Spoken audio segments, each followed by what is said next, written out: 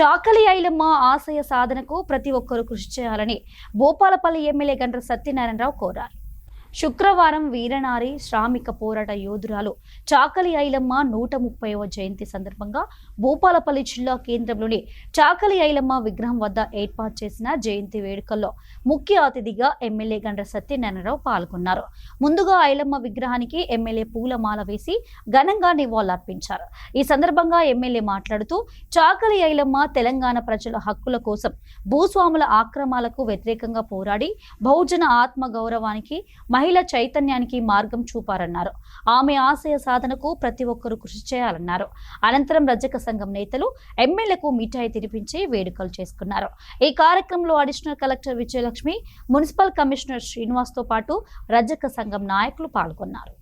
చాకలి ఐలమ్మ 130వ జయంతి సందర్భంగా రాష్ట్ర ముఖ్యమంత్రి గారు, రాష్ట్ర ప్రభుత్వం ఈరోజు అధికారికంగా గత సంవత్సరం కానీ ఈరోజు ఎన్నికైనప్పటి నుండి ఈరోజు జిల్లా కలెక్టర్ కార్యాలయంలో అదేవిధంగా చాకలి ఐలమ్మ స్టాచ్యూల దగ్గర అధికారికంగా వర్ధంతి జయంతి ఉత్సవాలను ప్రభుత్వం నిర్వహించుకోవడం జరుగుతూ ఉంది.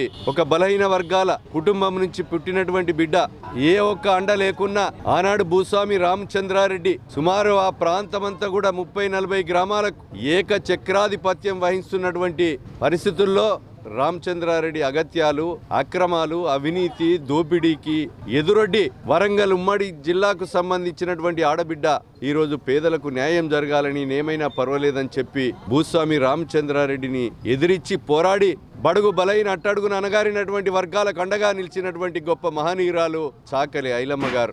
వారి యొక్క వర్ధంతి జయంతిని ప్రభుత్వ పరంగా నిర్వహించుకోవడం చాలా సంతోషకరం. వారి ఆశయాలను, వారి సిద్ధాంతాలను రాష్ట్ర ప్రభుత్వం కూడా అమలు చేసే దిశలో ముందుకు సాగుతుంది.